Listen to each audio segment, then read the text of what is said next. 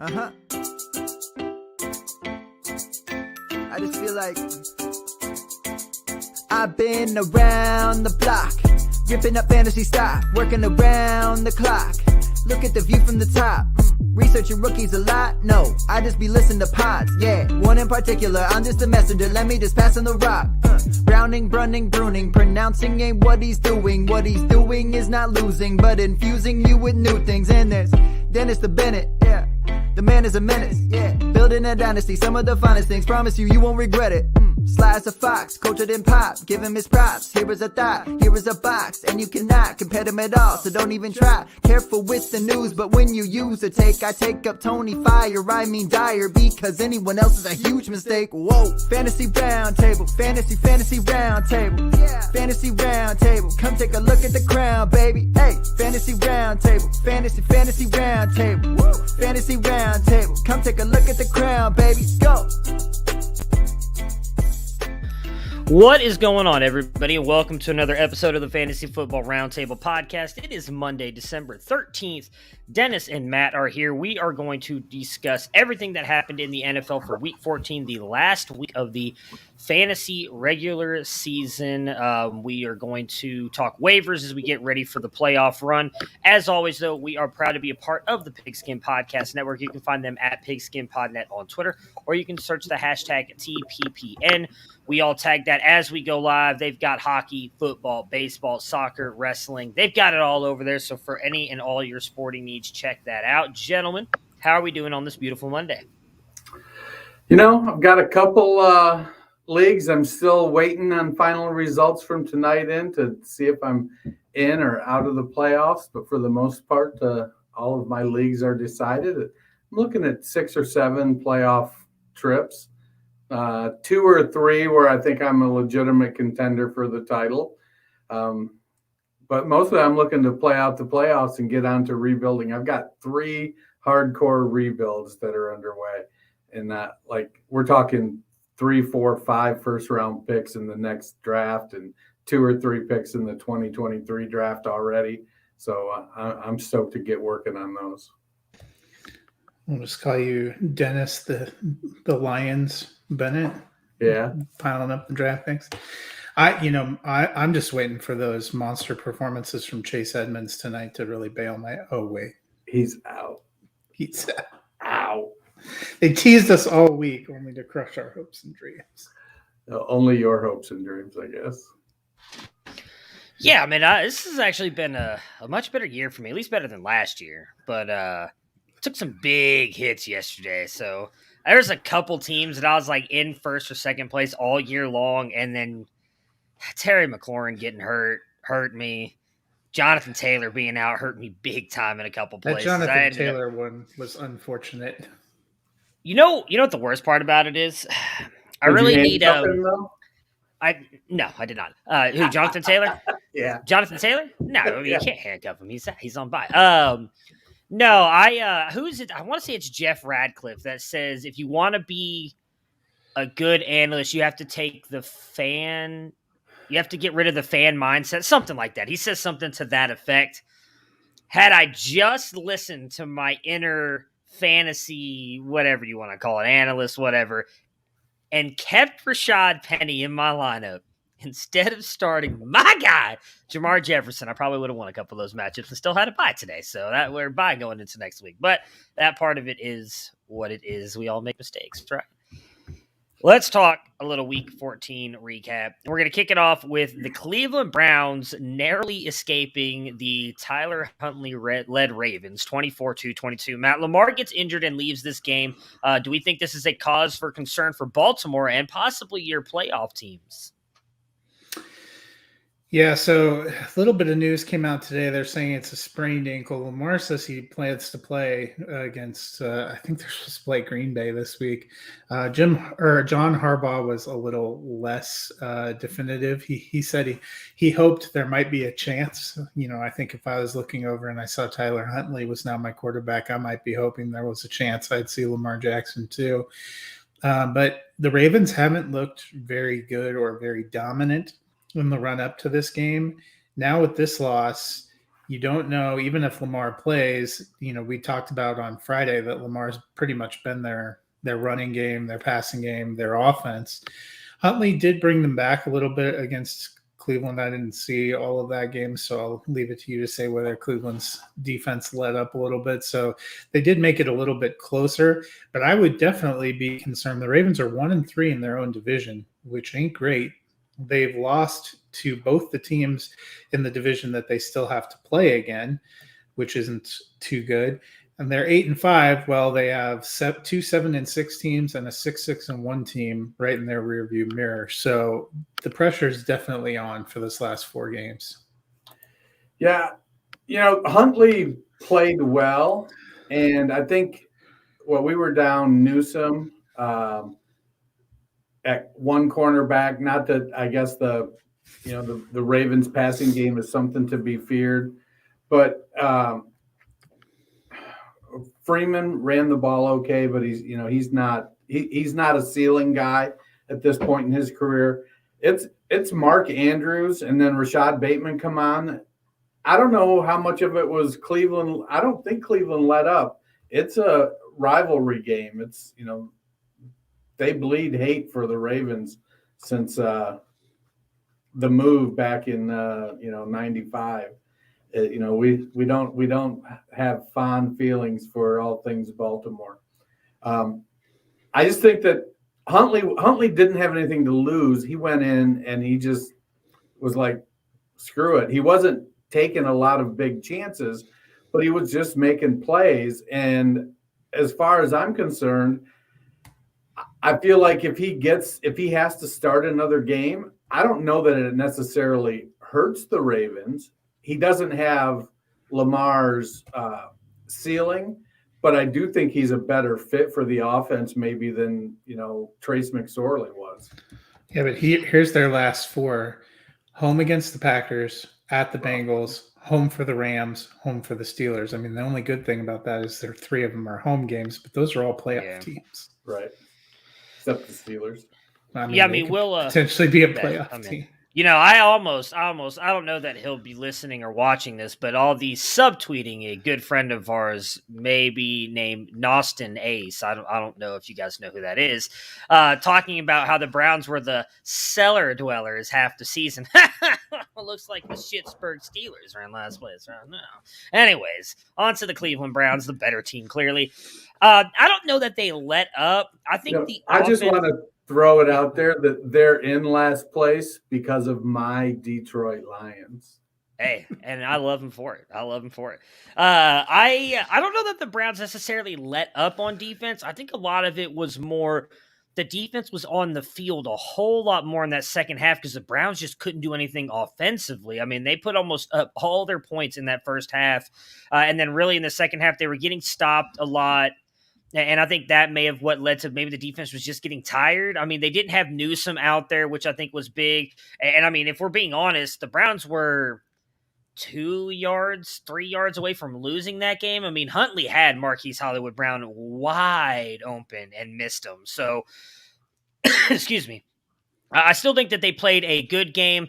I don't know that they're a playoff team. I've jokingly been telling everybody today is they've been like, hey, yeah, the Browns won. I'm like, yeah, only just to like dash my hopes here in a couple weeks and like completely ruin the season for me. I'd much rather them just lost this week so I could just plan for misery. Now I got my hopes up because they can probably beat the Raiders.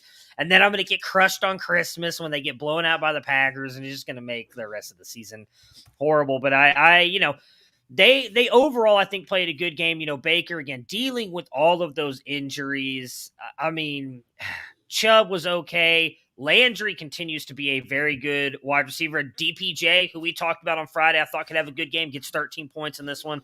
Ends up having, if you started him, I think you got more than what you were expecting out of him. So, Dennis, in the ever-shifting AFC North, are the Browns with that win back into the playoff race?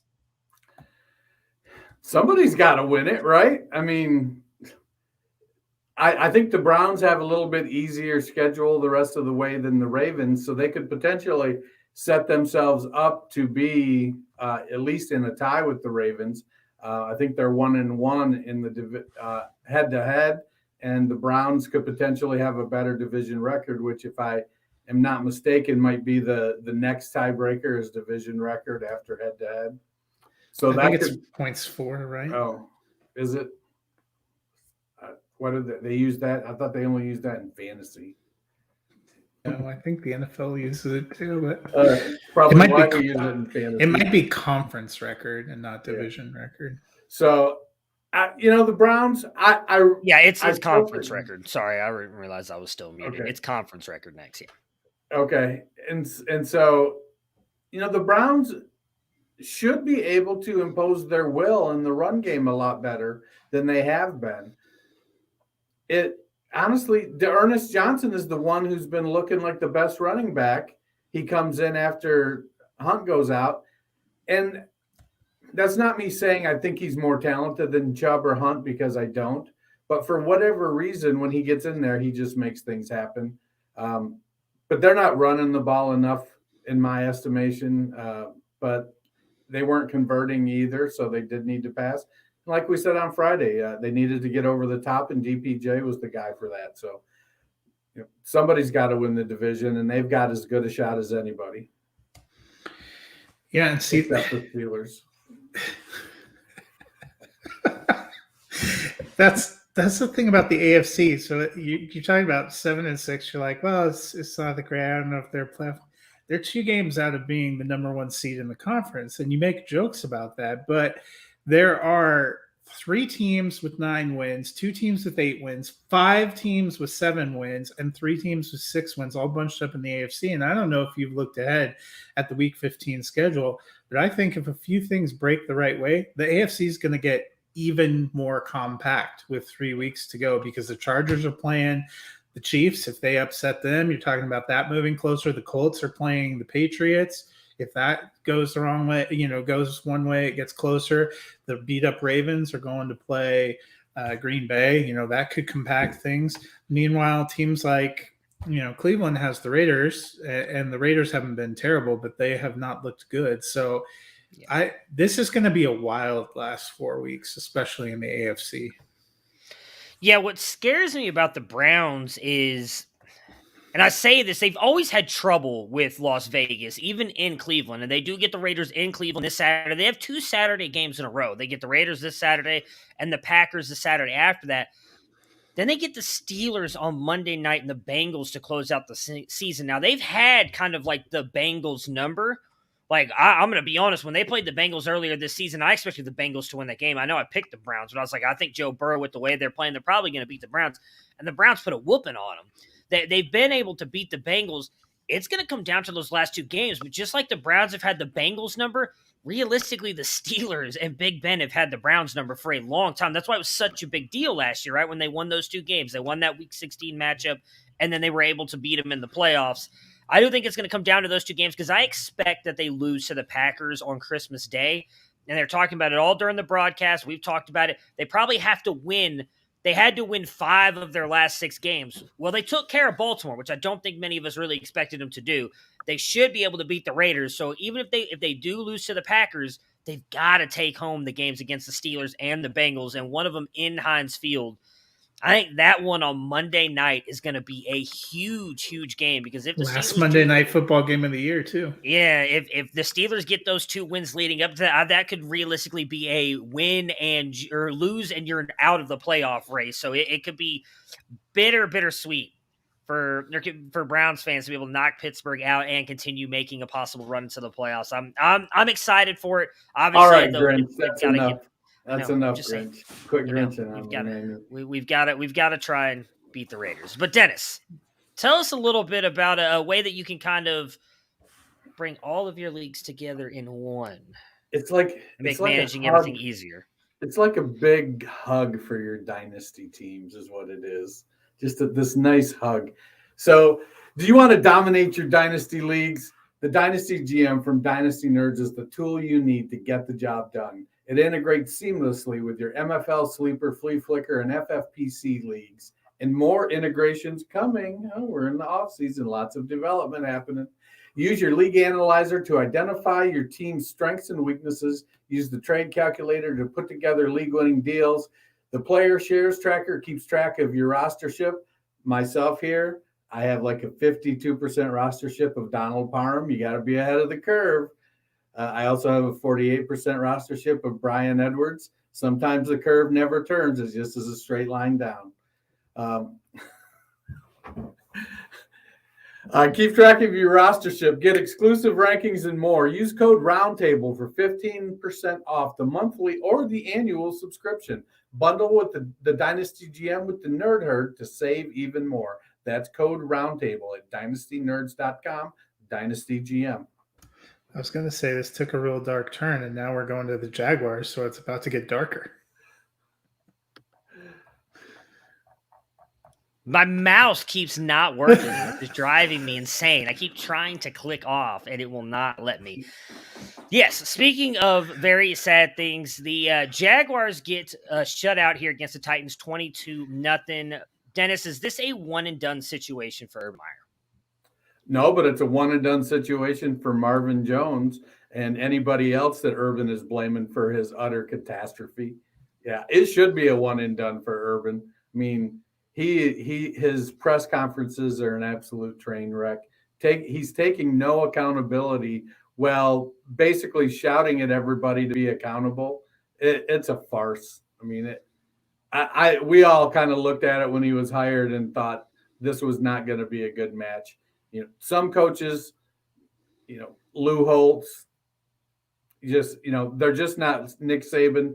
They're just not made to be NFL coaches. You can't coach grown-ass men like you do young fellas who need direction and need to be molded. There's a step that happens when you leave college and go to the NFL, and now you're getting paid above the table to play. And you're getting paid a lot of money, oftentimes more than the coach. It's been a disaster, man. Yeah, you know, when a coach loses the faith of the locker room and the rest of the staff, they're done. And by all accounts, that's already what's happened to him. We heard Trevor Lawrence come out and, without taking a direct shot, basically say that he didn't agree with the player rotation, which it turns out, was the head coach's decision. And all the reports of players and assistant coaches leaving. I was troubled last night. I don't know if you guys caught Football Night in America, where Mike Florio suggested that Shad Khan has expressed that he's willing to ride it out with Meyer for at least one more year. I don't know what kind of irreparable damage that would do to the franchise, because at the current moment, you would have to think, you know, in college, it's a big thing if you can't recruit. In the pros, it's a big thing if you can't get free agents. And I can't imagine what kind of free agents are going to want to come into a situation like this. Adrian Peterson, he'll be there. Let's see. I was trying to find it all because you mentioned that Josina Anderson did a whole thing on this like a couple minutes right before we went live here. But it does look like what you're saying is what's going to happen with Shad Khan sticking with him right now. Said he didn't like it, does not want information. Yeah, it's mostly about them leaking the information about all that stuff. Yeah. That's what Urban complained about yesterday too. That's the bigger issue, is that people let other people know that it happened rather than that it happened. Yeah. We talked a lot about this. None of us thought this was going to be a great fit. Urban is not, like, the difference with some of the guys coming in. Pete Carroll, I guess Pete Carroll's more of like a CEO type than really a coach, but he's not a Cliff Kingsbury, right? Like Cliff Kingsbury comes in with a style of offense that he runs. He's an offensive guy. He knows what he's doing. Urban Meyer is more of a CEO type of guy. And as Matt, you mentioned, you can't really do the recruiting in the NFL like you can do in college. And we also mentioned when he made the hires that he made that these were just not great hires. And you've got to have the right offensive and defensive coordinators around you if you want to be successful. I wouldn't be surprised if they try and give it one more year, but I don't think it's going to get much better. I really don't. And I don't think it's all even on Urban Meyer. This roster is not very good. Again, I thought that the coordinators that they brought in, we've seen from the past few years, are just not quite the best kind of coordinators you need to have, at least not in the NFL now. Darrell Bevell would have been great like 15, 20 years ago. We're not in the run it every down kind of offense. It's not the pound and ground game anymore. Ground and pound. Even Pete Carroll let Darrell Bevell go. Yeah, I mean, and yeah. But if you think back, though, with Pete Carroll, his first time around in the NFL was pretty rough. Right, but that's where I would also say is Pete Carroll is not the offensive guru, but he is big time on defense. I'm pretty sure he focused really hard on that. That you do bring up a fair point. It didn't seem like Meyer really came in with a specific area of focus. Well, not only that, I don't think he's known as an offensive guy, and he likes a specific system. I mean, no, I didn't mean to be like. I agree with Dennis. He is known as But then he brought in a coach that runs a different style of system.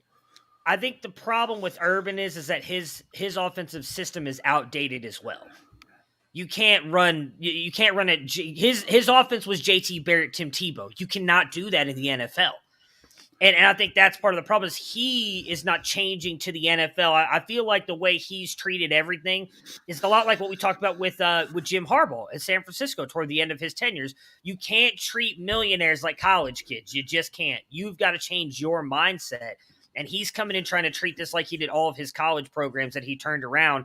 You can't do that with these guys. Whether you want to or not, you can't do it. So we'll see what happens. I don't know that I'd give it one more year, but if Shad Khan's saying it, I mean, he's the owner. I would think that they're going to. Matt, the Titans get the win. Where do they rank among the AFC contenders? Quietly, they've just continued to do pretty well and do their business. They're 9-4. They're among the leaders. Reports started emerging that looks like Derrick Henry is going to work his way back by the time they hit the playoffs. That's got to be good news for them. I think the biggest thing for them is that they got that sweep of Indianapolis early in the going. So even if Indianapolis manages to catch them record-wise, they have that tiebreaker. I think they're going to be able to hold on and win their division. No one's running away with the AFC, and that's going to give them a good chance to get a decent seed and be at home. Yeah, I mean, they've got a 2-game lead in their division, and so if they go, I feel like they're going to win it, even if they just go 2-2 the rest of the way. I feel like they're probably going to win it. But I'm not sure how much we can take away from the wrong note. Getting Julio back seemed to open up the field, though. They did pass. Julio led the team in targets with 6. Ferkser had 5, Swaim 4. So they did get the tight ends involved a lot. I was disappointed with how the running game went against the Jags. I would have expected more. Well, they did run it 34 times. Foreman, with only 13 carries for 47 yards, was a little bit of a bummer. Yeah, I mean, I think you have to consider them contenders, especially because they've already, I believe, did they beat the Colts both times? I know they beat them. Yeah, they did. They swept the Colts early in the season. So that's, I mean, they really have at least a 3-game lead. Yeah, because they'd have to lose at least 3 of the next, 4 games for Ed Colts to have to win out. They do have a decently tough schedule. They got the 49ers. Yeah, almost on Steelers, there. They got 49ers, the Steelers. But then Dolphins. Dolphins are kind of hot, though. I mean, it could mean a lot for the Dolphins. The Texans game we'll write off. We talked a lot about it. Those Dolphins, man, that game against the Titans and then the Patriots in the last week of the season could be what gets them into the playoffs. So, yeah, I'm with you there. But, I mean, even the 49ers are playing decent. They're back up to 7-6 now. So it is a tough schedule for the Titans. But they seem to be playing a little bit better than they were earlier in the year. We'll see what happens with Ryan Tannehill if he can continue to be consistent. Obviously, if they make the playoffs, getting Derrick Henry back would be huge. The Chiefs absolutely dismantled the 49ers. Biggest win by margin here in the rivalry history with a 48-9 win. Matt, is this the end of the Raiders' playoff chances? Yeah, they looked god awful. I had this game on while I was doing other things. They came out before the game and did a little celebration on the Arrowhead, which wasn't a great idea. And then they came out. Josh Jacobs got stripped. He hits Foster Moreau, who pops the ball up into the air. He hits Hunter Renfrow, who puts it on the ground. They were beating themselves, and they could not stop Kansas City. They got trucked with Patrick Mahomes just being okay, and Travis Kelce just, I think, 3 for 27. The Raiders probably too much off field, and they've passed the Rubicon because now you're going to be playing contending teams in the Browns and the Broncos in back-to-back weeks who, while not great, look like they're trending in a better direction. Yeah, it's to the question, is this the end for the Raiders' playoff chances? My note was one word. Yep. Yeah, it's insane because I feel like this has been the last at least 3, possibly 4 years where they've started out really hot and then just completely faded down the stretch and missed the playoffs. I'm very curious to see what happens with this franchise in the offseason. There's a lot of questions, obviously new coaching, possibly new GM. There's a whole lot that's going to be changing for the Raiders here going into the 2022 season. Dennis, how dangerous are the Chiefs right now? I mean, defense seems to be playing much better, as is the offense. I mean, the defense is playing great, and I just went out and picked up Frank Clark just this week in an IDP league. He's playing well. They've got 6 wins in a row. They don't always look great doing it, and I think that's kind of when teams are great, you have to win the games you should, and you have to win the games that are tough. And sometimes you're going to lay an egg. I don't know how much we can take away from this game. It was against the Raiders, who were severely outclassed.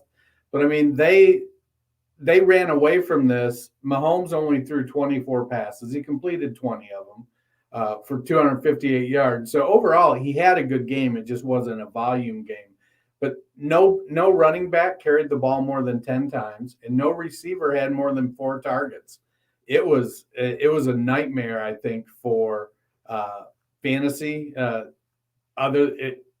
Edwards-Helaire getting the 2 touchdowns was great. Derek Gore was, in Joe Dolan's words, sick of this touchdown if there ever was one. But Kelsey only had 3 catches, only 4 targets.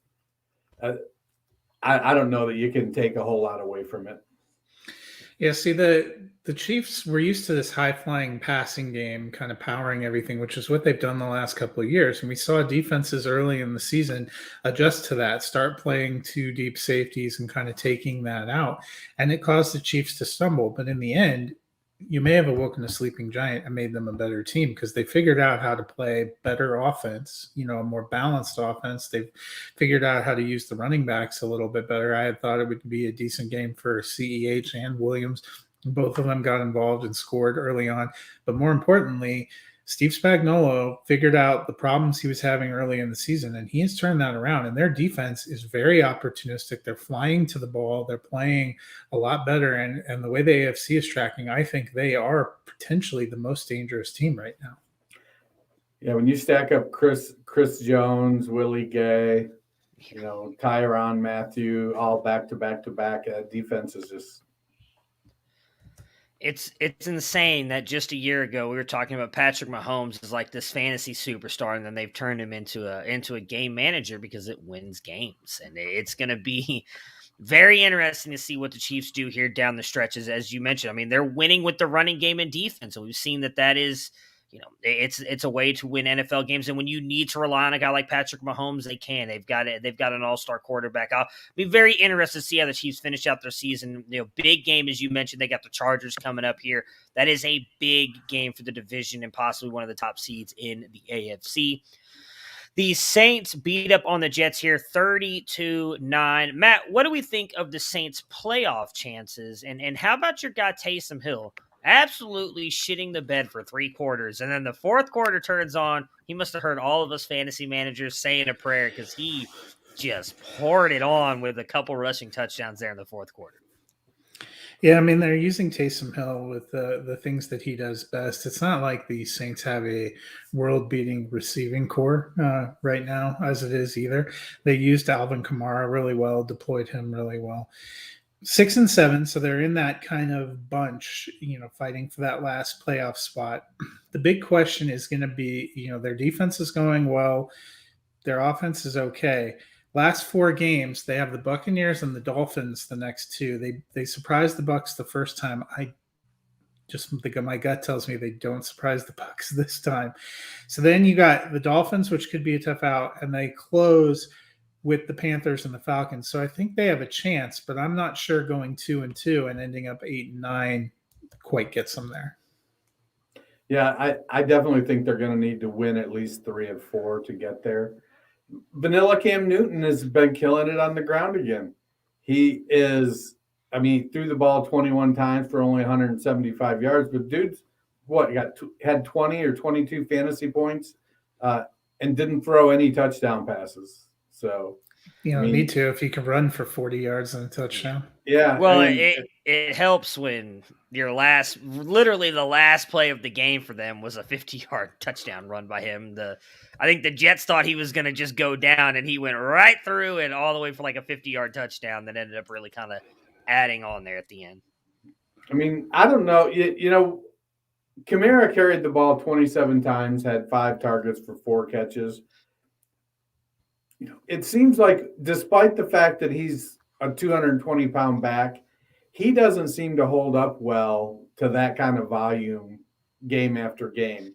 He's more of a give me 12 targets and 10 carries kind of back and let me work that way. So it'll be interesting to see if they, when they get Ingram back, who's had a surprisingly good season this year, that if they kind of scale back Kamara in the run game, because he is their leading receiver. He's the best guy when it comes to catching passes. He's better than Callaway. He's better than their tight ends, Vanette and Traquan Smith. They don't have a ton when it comes to passing. So maybe that's probably better for Taysom Hill in the long run. Yeah, I'll be very curious. I agree with you guys, though. They probably have to win 3 of the last 4 to even make it in, and I just don't know that this team is going to go that far, anyways. I mean, it's more of the fact that I think Taysom Hill is. I don't know how much of that game you guys watched, but like the ball that he fumbled, it really seemed like it was because of the finger, and he couldn't get a good grip on it. As good as he's been on the ground, I think he's going to have to pass the ball at some point to beat some of these teams if they get to the playoffs. And I wonder how much these teams will focus in on him. God, did you hear he has the same middle finger injury that Russell Wilson Russell Wilson on his throwing, and Russell Wilson missed 4 weeks and looked like crap for 3 weeks. So he wasn't the greatest thrower before. Yeah. Well, yeah, that's what I'm saying. Like, I'm even if they make it, I'd be hesitant to really like buy into the Saints because I think some defense is going to figure out a way to force him to pass, and with that injury, I just don't know how well he'll be able to do it. Dennis, the Jets are missing just about anyone. I mean, we're heading into the fantasy playoffs now. Is there anybody you're starting on that roster? Man, the Jets are the dartiest of dart throws. I mean, you're at the point where maybe your quarterback room has fallen apart, and so you're throwing Zach Wilson out there. Your wide receiver room has all of a sudden had 3 guys go on the COVID list, and so you're going to put Jamison Crowder out there. I mean, it's a rough go.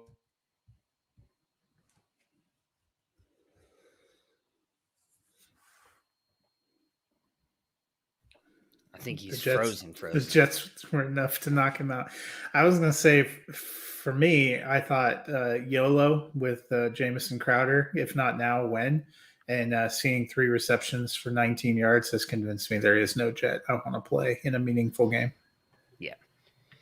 Yeah, I'm with you there. I mean, I'm forced to start Zach Wilson in a couple Superflex leagues, and I hate every single second of it. So, yeah, I mean, if you have an option, you're not starting a Jet. Yeah. The only thing worse than starting Zach Wilson right now is having to start Trevor Lawrence. No, I'd rather start T-Law. At least he's got nice hair. The Cowboys beat the Washington football team 27-20. Matt, your Cowboys win, but struggle. What are we doing with Zeke? What are we doing? Yeah, and Pollard misses, and they allegedly say Zeke's healthy because he's not appearing on the injury report. And yet, in a game that was somewhat meaningful and somewhat close, he gets out-carried by Corey Clement. So I think that is probably a grim prognosis going into the fantasy playoffs. It's possible they're really trying to save him for the NFL playoffs, but that's not really going to help your fantasy chances. He's not getting a ton of touches. He's not gotten super productive. I'm even a little worried about Dak. They were talking about it yesterday. If the Cowboys defense didn't play out of its mind, I don't think Dallas would have won that game. I mean, Zeke, he might not be showing up on the injury report, but he's still nursing that knee. He's got a knee brace he's wearing now. It's, it is what it is at this point in the season. He did have 6 targets, though. He only converted 1 to go with his 12 carries. I think you have to temper your expectations when it comes to fantasy points for Zeke. You're probably not likely looking at a 125 with 5 catches and 2 touchdowns game anytime soon. Yeah, I want to say it was 2 weeks ago. They discussed Zeke was like 3 to 4 weeks away from being healthy, but it was like he needed to sit to get healthy thing. The worst said, part, no, fuck that. Yeah, well, I mean, now, Pollard's out probably for maybe he's back by next week. And we talked about this on Friday. Again, I'm not an elite athlete, but I had that injury. It's not fun. It is. Well, it's got to be different for a running back than a quarterback too, who can kind of.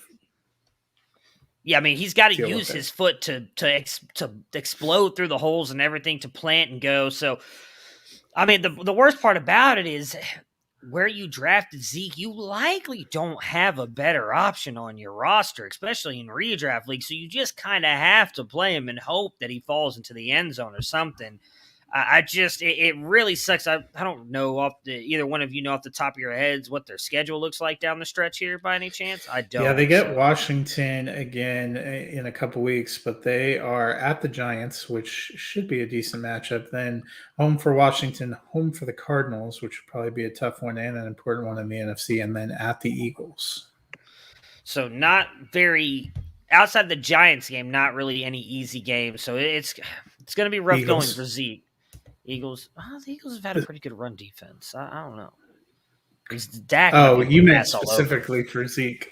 Yeah. Oh, yeah. I'm talking about for Zeke. Yeah. Just specifically for Zeke. Yeah. I'm not really worried about anybody else on there. Dennis, Washington sees McLaurin and Heineke leave with injuries. Do we think that they make it back for the playoffs? And if they say they do, are we trusting them? Well, I think both guys make it back. I mean, McLaurin's in the concussion protocol. I don't know that it'll be so bad that he's going to miss the rest of the year. He's got to. What is the protocol? He's got to sit for at least 5 days, so he has a chance to make it back because they don't play Saturday, right? I don't remember who the other teams are. Now they play Sunday at the Eagles, and then they're at the Eagles, at the Cowboys, home for the Eagles, at the Giants. So they're all NFC East left. I mean, what was Heineke's injury? He has a knee injury. They're going for an MRI. Status is undetermined. Yeah. So, I mean, they're kind of just at a point now. The defense has let them down all year. And so even if they were to make the playoffs, I don't think they'd be long for the playoffs.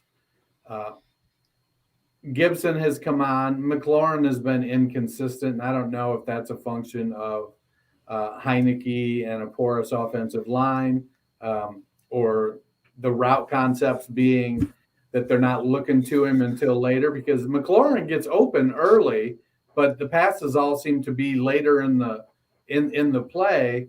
And so if they get the ball to him a little quicker, maybe he'd put up a little better numbers and be more helpful to the team. But that's just one man's opinion there. So real quick, this just came out. Lamar Jackson is described as day-to-day. So that's good news for anybody who has Lamar Jackson on their roster. We shall see. Gibson struggled a little bit yesterday too. Lost a fumble. They said something about him coming out briefly. I don't see any updates on any kind of major injury, which is good. They are definitely beat up. They have a fairly favorable schedule as long as those games with the Eagles are going to take on a lot more interesting meaning, because it's amazing how much difference a week can make. Last week with Washington coming off that big win, getting to 6-6, it seemed like they were really tracking to get in the playoffs. Now they lost, got beat up, and they're kind of back in that soft group of 6 and 7 teams that you just don't know what to make of. So they have a decent chance of making it. I don't see them being serious contenders like we thought they were early in the season. Yeah, I mean, we talked about it on Friday's show. I think they had to beat the Cowboys this week to kind of keep that going, and they didn't. I mean, they made it a tough game, even with Heineke being hurt. And obviously McLaurin being out almost the entire game, which, and I agree with Dennis. Like, McLaurin's getting open. It was actually Heineke's fault that McLaurin got hurt on that pass. He underthrew him and caused him to get the concussion. So obviously you hope that they're both back. I mean, say what you want about Heineke. He's probably the best option they have right now on the roster, and you want McLaurin to be able to get the ball. Hopefully McLaurin's back, because that obviously would be a big hit to any of your fantasy rosters if he's not able to be able to play in the first round of the playoffs if you did not have a bye.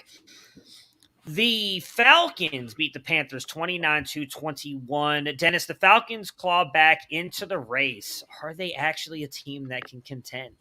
I mean, they had a 9-minute edge in time of possession. The running game seemed to be working a little bit better.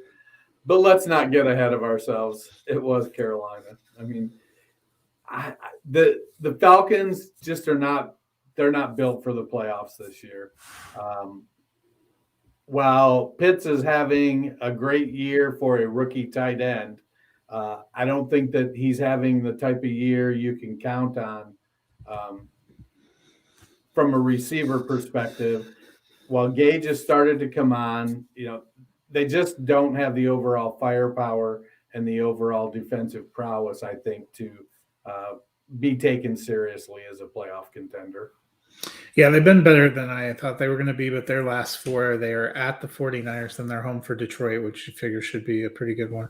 But then they're at the Bills and play the Saints. I wouldn't be surprised if they go 1-3 on that stretch, and that's not going to get it done. Yeah, I don't think that they're contenders at all. A couple good wins. Props to him for continuing to fight. I think that just proves Arthur Smith's doing a really good job there, but I still think they're probably a year, if not two, away from really contending back again in the NFC. There's a lot they need to do to overhaul that roster. Matt, another tough loss for the Panthers. I mean, they're pretty much out of it now. Yeah, and worse than that, they have the Buccaneers twice, plus the Saints down the stretch. I don't think they are going to win another game this year. Cam Newton was a fun story when he first came back. I'm glad he got a chance to reunite in a happy way with Carolina. Has it been happy though? I mean, he seems to be having a good time, and he's been producing okay. But yeah, I think the shine's off that apple. And Carolina is facing some tough questions, in my opinion, this offseason. Darnold didn't look great. They obviously have had some upheaval on the offensive side of the ball. They started out really hot, but they have sure fallen apart quickly. Well, I mean, they're talking speaking about of that, Sam Darnold being back in the mix. Oh, geez. With the Panthers probably being out of it too, Dennis. I mean, we know Christian McCaffrey's not coming back this year. Is there anybody you trust starting on this team in your fantasy playoffs? Oh, trust, I think, is relative to your expectations. So, I think Chuba Hubbard is getting the majority of the touches, I think, in the running game. So if you need a low-end RB flex, I think he's a reasonable guy there. We saw all of a sudden Robbie Anderson's a part of the offense again. Who'd have thought? And DJ Moore is still great. But, I mean, even Tommy Tremble, put up like 6 or 7 points last weekend. So you're at the situation, fantasy teams suffer the same kind of attrition the NFL teams do. We just have to experience it 3 weeks or earlier. So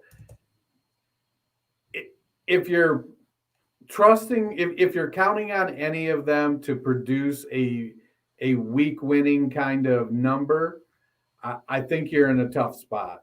But you've got a few guys there that I think can be, fill-ins in a pinch. I would say my caution would be with Chuba Hubbard. Their last four is at the Bills, home for the Buccaneers, at the Saints, at the Buccaneers. That is not conducive. They haven't been good enough opening holes. And honestly, aside from DJ Moore, if they're going to rotate quarterbacks like they did this week, I don't think that takes away any appeal of Cam Newton being a super flex option. All right, the Seahawks beat the Texans 33-13. I got to come to you first here, Dennis. Rashad Penny, breakout game after 4 years. Is he the guy in the backfield for the rest of the season? Insert I can't quit you gif here. I mean, just when I thought I was out, you pull me back in. Oh, man. I just, it was so, you wait. It's like, I now I know how Michelangelo felt when he was painting the ceiling of the Sistine Chapel. When he finally got done and was able to step down and look up and see it in its full glory. Oh, it was great. It was great. I don't know what the future holds, but we've got today. Just picturing Rashad Penny coming up behind you like Heath Ledger and just giving you a hug as you look out wistfully onto a lake. My shorter answer is I think Penny is going to be their lead back the rest of the year. Carson not coming back. And when you're looking at Alex Collins hasn't been effective, Adrian Peterson exists, and the rest are kind of scat packs, I think they got to like what they saw from Penny. He was a first-round pick at one point, so if they can keep going, as long as he stays healthy, I think he's got a shot. Yeah, I mean, as long as he stays healthy, it's realistic. It is a realistic shot that he leaves his backfield. I guess at some point, if he's finally healthy to the point he can play a few games in a row, maybe he gets through next season, and you start to look at it like when you roster Dalvin Cook, you expect he's going to miss a couple games, and if Penny can get to the point where you can expect him to miss a couple games instead of you can expect him to play a couple games, then maybe, because he's certainly explosive. He's a really good pass catcher, and he's a big dude. He's 6 foot 220, but man, he's just so fragile. Also, don't look now, but if the Seahawks get hot down the stretch, they could actually work themselves back in the playoffs. No, that part's definitely not happening. Playoff Penny. Thoughts on Davis Mills, Matt? Is the last 5 games here his final shot? I think it's sort of an audition for him. I don't know if it's an audition to be like a long-term backup or if they're serious about getting him. We kind of thought it was a little bit of a joke earlier in the season when they threw him in to start, but he's had some decent games. He's not having terrible numbers. This isn't the most loaded or talented Houston team, as we talked about. 33 of 49, 331 yards, a touchdown, no interceptions, only sacked a couple of times. I'll be curious. They've said he's starting the rest of the season, so I think it's some kind of evaluation or audition. I think Mills is worth a shot. He's completing 65.8% of his passes on an absolutely horrible team. His yards per attempt is really low because he's dumping it down to the running backs. They don't have a lot of weapons around him, and it's been really, really. It's a team that's it's like my team in We Cross Streams is what it is that just went 0-14 because it's in a rebuild. It's that team there, only maybe a little better. But I think, Mills, I think if he can play out, he could be the leading guy going into next year until they sign a free agent and somebody to compete with him. And we'll see how it goes. But I think he's earning the shot. I don't see what's really, he's got the opportunity to move into the Taylor Heineke, Jared Goff kind of stratosphere of quarterbacks. All right, so question really quick. For Week 15, who should I start? Jimmy G, Russell Wilson, Taysom Hill? I mean, I haven't really dove that deep into it. I don't know who the 49ers are playing, but Russell I'm taking Jimmy G at home against the Falcons. Russell Wilson's on the road against the Rams. Taysom Hill is on the road against the Buccaneers. Yeah. Yeah, that's rough to start Jimmy G, but I probably agree with that. He's been good. It would probably be in the order you have it there. I mean, the one I trust the least, unfortunately, even though Taysom Hill could probably end up having the biggest game out of all 3 of them because of what he can do rushing the ball, I think Tampa Bay is going to force him to – they can force him to pass it because that defense is so good. Russell Wilson, I think, could get in a shootout with the Rams, which is why I might lean him over Jimmy G, but I think Jimmy G is the safest bet. I agree with you there. Like, if you want the Week 15, you just want the safest play to hope that you get the win. I think it's Jimmy G. I agree with Matt on that one. Well, let's see what Atlanta does versus Detroit, or tight ends there, because Kittle has been killing it.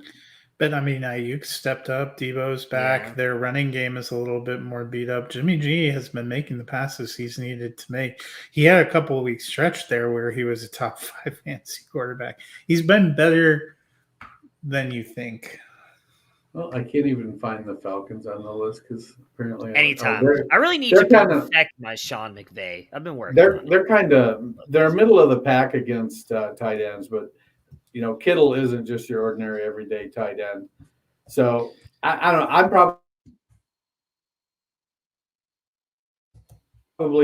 probably be football fans. I'm sure we all love an action-packed, high-scoring NFL game, but with the latest no-brainer from DraftKings Sportsbook, an official sports betting partner of the NFL, you'll be a winner once a single point is scored. New customers who bet just $1 on any team to score can win $100 in free bets. It's that simple. If Sportsbook isn't available in your state yet, you can still get in on the NFL action. Everyone can play for huge cash prizes all season long with DraftKings Daily Fantasy Sports Contest. DraftKings is giving all new customers a free shot at millions of dollars in total prizes with their first deposit. Download the DraftKings Sportsbook app now. Use promo code TPPN. Bet $1 on any team to score and win $100 in free bets. If they score, you score with promo code TPPN this week at DraftKings Sportsbook, an official sports betting partner of the NFL. Must be 21 or older. New Jersey, Indiana, or Pennsylvania only. New customers only. Minimum $5 deposit, $1 wager required. One per customer. Restrictions apply. See DraftKings.com/sportsbook for details. Gambling problem? Call 1-800-GAMBLER. Man, I was sitting here just thinking the whole time I'm reading that. Man, after a rough start, I kind of got into a groove and was doing really well till I got to the end there and I stumbled on a word. All right, the Broncos beat up the Lions 38-18. Disappointed we didn't see Jamar Jefferson. Matt, thoughts on Craig Reynolds, which I will just point out. F you, NFL. F you. Jamar Jefferson was supposedly he was dealing with the flu, is what everybody's talking about now, and they refused to But they made him active. I know. Trust me, I had to I was searching. I was like, oh, Jamar Jefferson must have gotten sicker, and they took him out. No, he was active. Yeah, I had the Twitter mob coming after me because I told a couple of people to start Jamar Jefferson over Jeff Wilson, who scored a whopping 5 points. I'm sorry, he did get you 0, so I guess that could have mattered at the end of the day, but I apologize to all of you. I did not know Jamar Jefferson was sick until literally last night after the game was already over. Had I known that, I would have definitely told you to still start Jamar Jefferson, but I would have felt less confident about it. Go ahead, Matt. Sorry. I thought Craig Reynolds looked pretty good, ran with some pop. He's definitely vying to be the best Reynolds on offense. Josh still giving him a run for his money, but it just exemplifies the heart that Detroit has had. They call him, I'm sure you guys aren't watching this game as intently as I was with all the Demaryius Thomas tributes and the fact that my team is actually clocking someone for the first time in half a decade. But they said they call him Netflix because he was on his couch until 2 days before the first preseason game. They brought him in. They loved his heart. They loved his hustle. They had to release him, but they've had him hanging around. And when he got his chance, boy, he made the most of it. Yeah, it was, Michael Jordan had a flu game. Why couldn't Jamar Jefferson have a flu game? He did. His was just on the bench. They wouldn't let him play. It was rough. It was rough because I know a lot of us were in on Jefferson because we've seen him produce in some limited activity, and now we've seen Craig Reynolds produce in some limited activity as well. So now there's I guess quite a conundrum of running backs there in Detroit. I just enjoyed the 0.5 points I got from starting George Igwebuike in the league. Godwin Igwebuike, but. Matt, on the Broncos dominate on the ground. Do they have a legitimate playoff shot? They got the Bengals at home this week, and the Bengals have been vulnerable. Denver's defense is going good. Then they got the Raiders, and then they close with the Chargers and the Chiefs. So it's kind of in their hands, which is both a blessing and a curse if you've ever watched Denver's current coaching staff.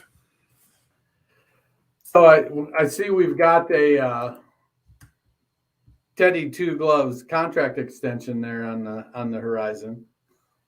God, I hope not. I mean, that was the most crushing thing, Now, I mean, at least he said in the post that he doesn't expect it to be from Denver, right? So, I mean, you're prior to that, it came out that they were discussing a contract extension. You're talking about bringing back Melvin Gordon, too. I may have to take the summer of some deep mourning and sackcloth and ashes here. Well, if they do, if they play well, maybe they're going to run it back just like the Tampa Bay Buccaneers did. It seems to be working so well down there on the Bay. I'm glad we spent like $90 million on receivers that we're not going to target in games too. Well played. That is the very confusing thing to me. Like, did Cortland Sutton and Tim Patrick get a target in that game? Like, Cortland Sutton got a couple of targets. He's still the leader by far in snaps. He's out snapping Jerry Jeudy by like 25 snaps a game. But I don't know what the. I feel your pain. I feel your pain. The Chargers beat up on the Giants 37-21. Dennis, is the Giants' offense actually better with Freddie Kitchens? He made Mike Glennon look palatable. I mean, Glennon put up 21 points. Their wide receivers are still a hot mess with Galladay and Shepard not being healthy. And it seems like whenever Slayton gets in there and he's like, okay, well, we got to put Slayton in. Well, then he drops the ball. He gets the drops. He's like Deontay Johnson and Jamar Chase, which I suppose is good company to keep, but probably not for that stat. But I think they need to invest in their offensive line. I don't know that Kitchens is earning the job next year. I don't know that it certainly wouldn't be a very inspiring hire at this point. I think he needs to spend a couple more years and sort of build out his resume a little fuller because we've seen him. He's failed up a couple times, and while they put up 21 points against the Chargers yesterday, they certainly aren't blowing the roof off the doors, as Matthew Berry would say. Yeah, and 14 of those points came in true garbage time in the last half of the fourth quarter that I think makes the game and the stat box look better than it actually was. My personal feeling is the Giants' offense hasn't been better since they let Jason Garrett go. I know Daniel Jones has been out, and as Dennis said, they have a myriad of other issues, but I think what we've seen is Jason Garrett, while maybe not great, wasn't the only problem in New York. Yeah, I mean, we've talked about it now for a little bit. There could be, much like we mentioned with Las Vegas sweeping changes, likely sweeping changes coming to the New York Giants organization as well. Matt, thoughts on Jalen Guyton and Josh Palmer moving forward? We don't know how long Keenan Allen will be out. Mike Williams, a free agent after the season, I believe, right? They didn't pick up his option. Yeah, I know. No, this is his option year. They extended okay, that's right. I'll look that up in a minute. I thought that he was playing on his 5th-year option right now. Palmer was an interesting pickup. They targeted him 7 times. He was actually the leader in targets. Did pretty well, 5 for 66 and a touchdown. Guyton continues to make some big plays. Had a 59-yard bomb there.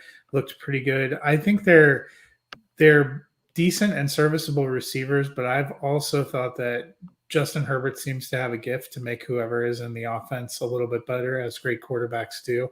I don't know and when Allen's healthy and Williams is out there and they have Eckler and they're not playing the Giants, I don't know if either of those guys, if I would ever feel the confidence to start them. Mike Williams is a free agent after this year, so he has not, at least as of now that I'm seeing, signed. Yeah, I think they just picked up his option to keep him for this year. So I mean, as far as Palmer and Guyton moving forward, they kind of so we've seen offenses that can support 3 wide receivers and a running back. Cincinnati is the latest example of, but when you've got Guyton and Palmer both, and then you've got Eckler, Williams, and Allen, that kind of leaves the Tyler Boyd share of the pie to split between the two of them. And so you're not really, it's going to be hard to know which one to use on any given week. So while it makes for a really nice and really deep, real NFL wide receiver room, I think we need to, there's definitely guys you want to add in dynasty leagues to make sure you pick up one of them, because Williams and Allen's getting older. And like you said, Williams is a free agent. Yeah, I think I would take a shot more on Palmer than Guyton because of where they drafted him and the fact that, like Matt, you just mentioned they targeted him 7 times in that game. I think they want him to be a part of the offense moving forward. The 49ers beat the Bengals in overtime 26-23. Matt, the 49ers pick up the win. What do we think of their playoff chances? Yeah, I think they're in a good shot right now. It was a huge win for them. Now it's 7-6. They're a little bit ahead of the fray in the NFC. I like the way they're trending, and they have a pretty decent schedule to close out. I mean, they've won 5 of 7, so they're getting hot at the right time. I'd like to see the backfield get healthy. I'd much rather see Eli Mitchell getting 21 carries than Debo and Jeff Wilson splitting 21 carries. Yeah, I mean, I'm right there with you. We'll see if Mitchell makes it back. I mean, say what you want, though. Debo's been a really good running back for some reason. So, I mean, and I like it because it's making Kittle and Brandon Ayuk more viable at the wide receiver and tight end position as well. So I'm enjoying that for the 49ers side. Dennis, on the Bengals side here, how does this loss impact their playoff chances? And are you concerned about their offense that's been fading a little bit? Well, some of the issues yesterday were around play calling and decision making on the coaching staff. It's definitely an explosive offense at times. Joe Burrow's kind of starting to click again with Chase and with Higgins. Mixon was a little bit disappointing.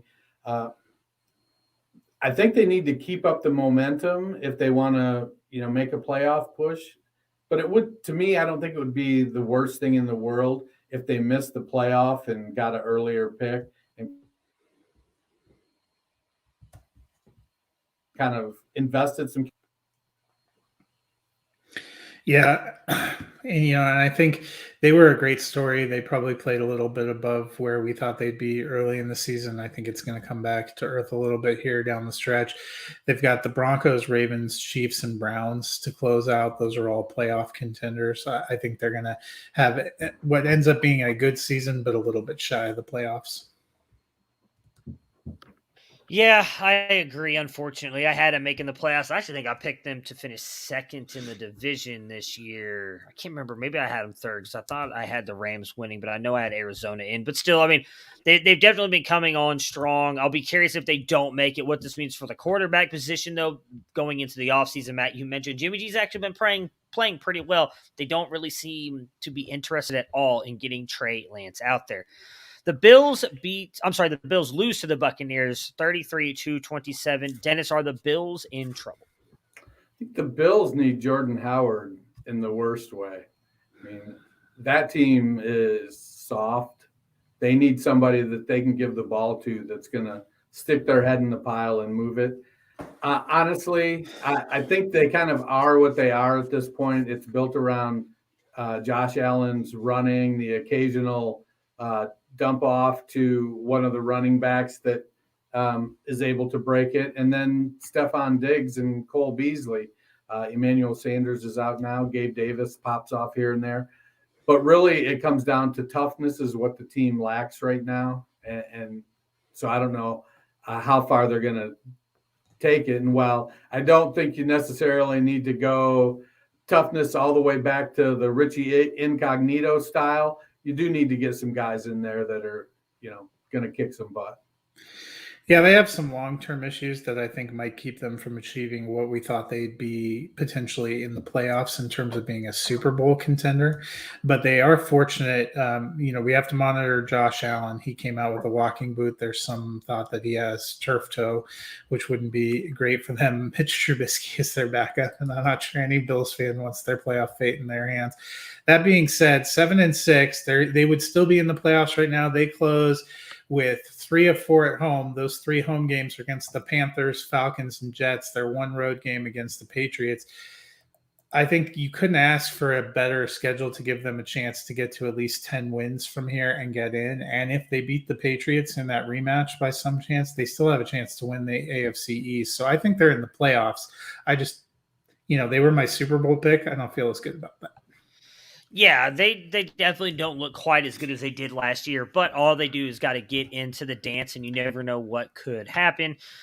Matt, should the Buccaneers be the favorites in the NFC again?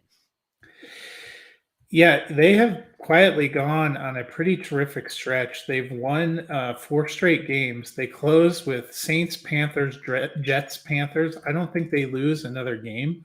I think there's a very good possibility that they end up getting to 14 wins and being the top seed in the NFC. Yeah, I mean, they're not the favorite. I mean, I know Green Bay is playing well, but I think Tampa is a lot more complete. Technically, Arizona's the number 1 record-wise team. We always forget about them. East Coast bias. I think I'd take Arizona and Green Bay over Tampa Bay. I trust more in both those offenses than I do Tampa Bay. So Brady's Brady. I don't doubt him, but I think with what Rodgers and Murray can do and the fact that both of those defenses, I actually think may be a tad bit better than Tampa Bay's with the injuries they suffered earlier in the year. I would not put them as a favorite. I'd still take Green Bay and Arizona. Speaking of Green Bay, they beat the Bears 45-30. Dennis, the Bears come up short, but the offense looks better. Thoughts on the role for Robinson and Darnell Mooney? Well, they led the team in targets yesterday, 6 for Robinson, 5 for Mooney, which is a positive. But it does start to look a little bit like Allen Robinson is checked out. I think he's not going to be back next year. They're not going to franchise him for a second year in a row. And unfortunately, based on the season he's had, he's probably going to have to take a prove-it deal to prove that he hasn't lost it after a couple injuries and a down year. But Mooney's playing well and playing hard. I think he's ascending into the number 1 role. Getting him and Fields as much time together as possible is going to definitely be a good thing. But they're not going to win a bunch of games. A couple things, Fields kind of stared down his receiver on the pick 6.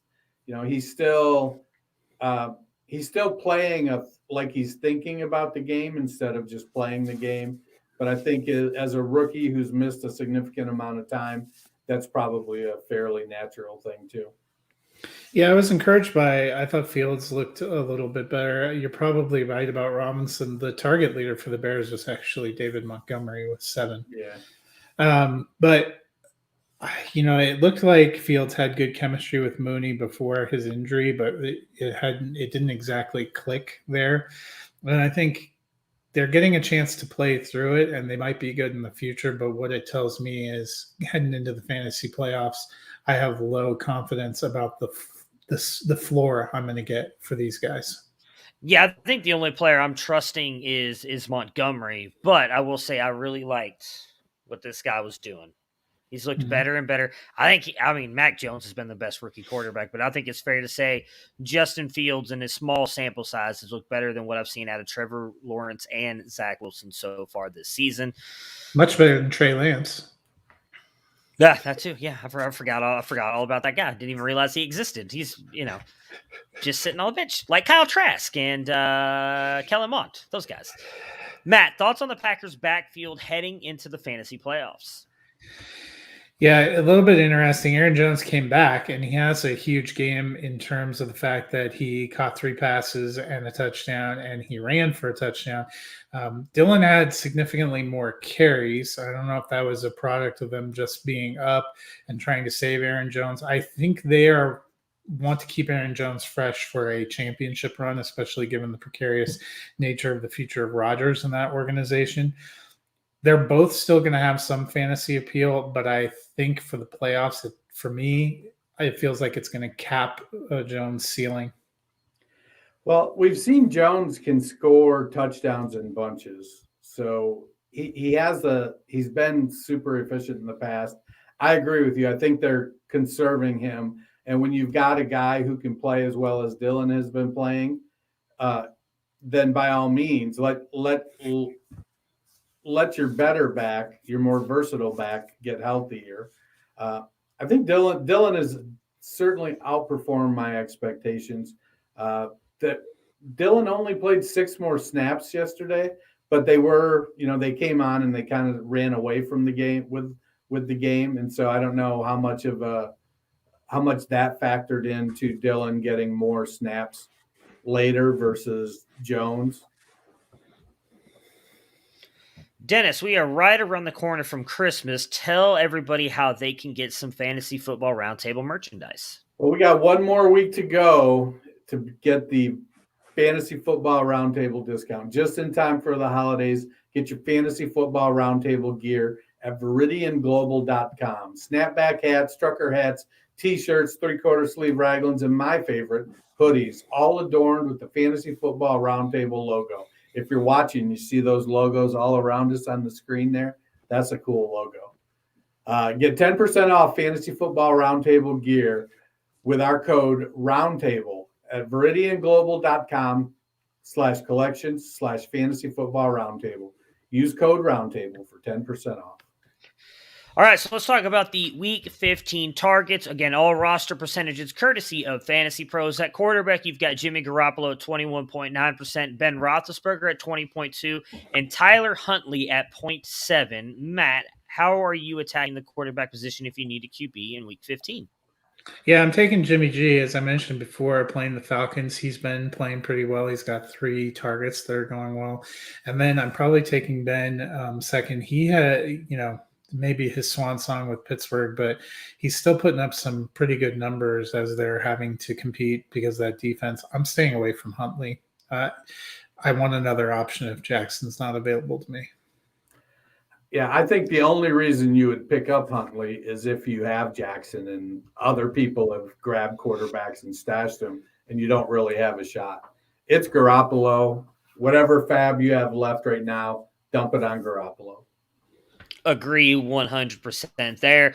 Running backs, Rex Burkhead, 20. I had to start him.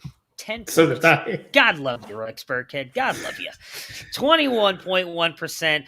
I'll save that for the end of the show. Dennis's guy, Rashad Penny, 12.9%. Craig Reynolds, 1%. And LaMichael Pirine, 0.2%. Burkhead seems to get the volume, but with the injuries and the explosiveness Penny showed, I think you got to go for Penny and ride him until he breaks again. With Reynolds, I think if Jamal Williams was healthy, I don't think you really would have seen much of Reynolds. And I think he'll be back. He's on the COVID list, isn't he? Jamal Williams, yeah. And so DeAndre Swift was close to coming back from that shoulder thing. I'm going to be so frustrated if they bring DeAndre Swift back. There is no good goddamn reason to bring DeAndre Swift. My Scott Fishbowl team disagrees with you. Yeah, my fantasy teams completely disagree with you on that. I need him. I've got him on some rosters as well, but as a Detroit Lions fan, I'm probably going with Penny, then Burkhead, then Reynolds. I'm taking Penny and then Burkhead, and I'm ignoring the other two because I don't think Reynolds gets back that kind of volume. I think that was a next man up, we have no one left situation, and I'm not trusting Pirine to get volume either. Yeah, I mean, just to speak on DeAndre, so obviously I hope for his health and safety. Our fantasy teams really don't matter, but I mean, because he was out this week, as was Jonathan Taylor, I mean, I had to start Rex Burkhead and Kyle Juszczyk in a league this weekend because I think Juszczyk put up some points though, right? Yeah, 1. He got me 1 point. Rex Burkhead got me 10. Hey, there's He got another you one. more I just than the started, poor guy who started Jamar Jefferson on your recommendation. I started Jamar Jefferson a couple places too, so I bit that bullet as well. So Those did people I. coming after me. I'm so you know what? I shouldn't get into it. That stuff just makes me laugh. Though I also had to start Amir Abdullah in a league as well with 4.3 points. Hey, but I won 150 to 79. 2021 or 2017. It's good thing to have. It's good when you have like George Kittle, Devontae Adams, T. Higgins. That stuff definitely helps you out. At the wide receiver position, KJ Osborne at 32.3%, Rashad Bateman at 30.5%, Jalen Guyton at 14.6%, Josh Palmer at 1.6%, and Braxton Berrios at 0.3%. I'm taking Osborne first, and then Bateman. I think the other three are pure dart throws. I agree. I think we're going to get Keenan Allen back. He's going to slide back into his role. Williams is there, so Guyton and Palmer are splitting the Tyler Boyd share of the offensive targets. Berrios is a conundrum because when Crowder is out, Berrios steps right in and produces. He's like dollar store Hunter Renfrow. He goes right in there and gets it done. I feel like Berrios and Penny have sandwich hugged you this week. Yeah. But man, obviously it's Osborne because at least until Thielen gets back, I don't know where he is in his recovery. High ankle. I think he's probably got at least a couple more weeks before he gets out there and tries to gut it out. But Bateman's starting to come on. I think Bateman probably is the most secure in a starting role the rest of the way. So I'd probably put Bateman first, then Osborne second. But if I'm looking at just 1 week, I need 1 week, I'm going Osborne.